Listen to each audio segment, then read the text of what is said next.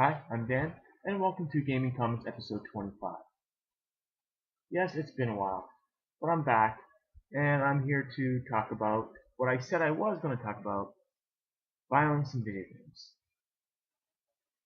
Now, a lot of people have talked about this subject, and really overall there's nothing new. Some people think video games are overly violent, and sometimes they are, but what a lot of people don't understand is that video games aren't made for children anymore. Well, there still are kids games, but the core audience that were kids back in the 80s when Nintendo was at its height, they were kids at that time. Now they've grown up. They want to play something a little more mature.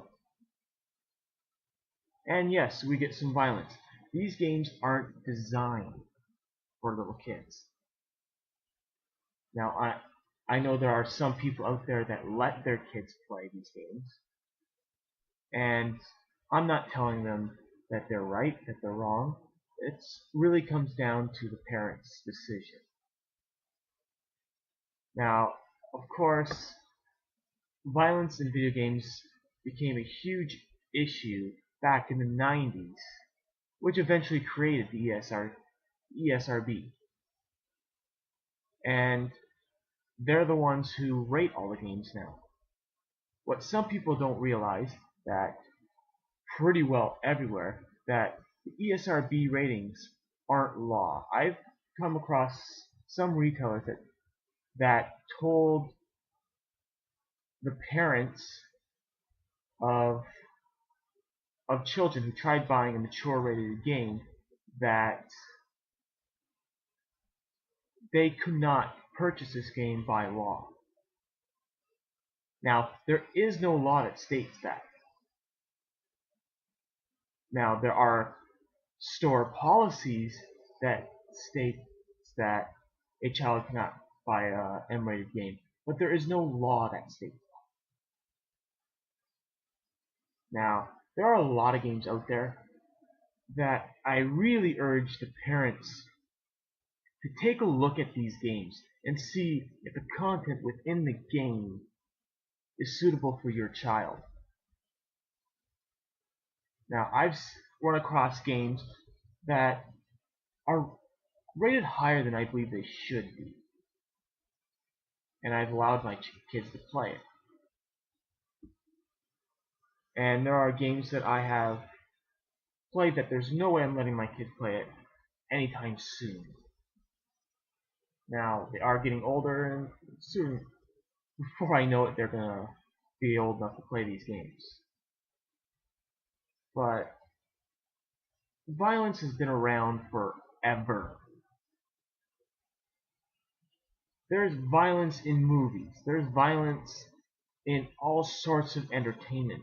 You watch any type of sporting event, and sometimes you'll see two players get into a fight. Is that necessarily wrong? It's not sportsmanlike. But, like in some cases, it's part of the game. It's not unusual to see a fight break out in hockey. And, well, fighting is the whole point of everything when you're looking at sports like boxing.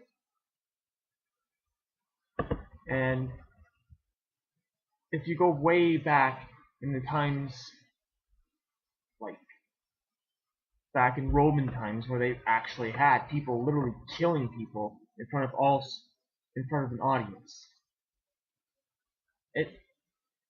and it's not like violence hasn't been there from the beginning. For these people that said, well, violent video games make violent children, that doesn't always make sense. I know when I personally feel angry, I find video games actually calm me down. So instead of hitting somebody, I'll play a game and it'll calm me down. Video games are meant to be an escape from reality. Let you do something that you normally wouldn't do in real life, and maybe something you wouldn't even dare think of doing in real life. I have no thoughts that cross my head that, hey, I want to pick up a gun and shoot somebody. But it's a lot more fun to do it in a video game because you know, well, you're not hurting anybody.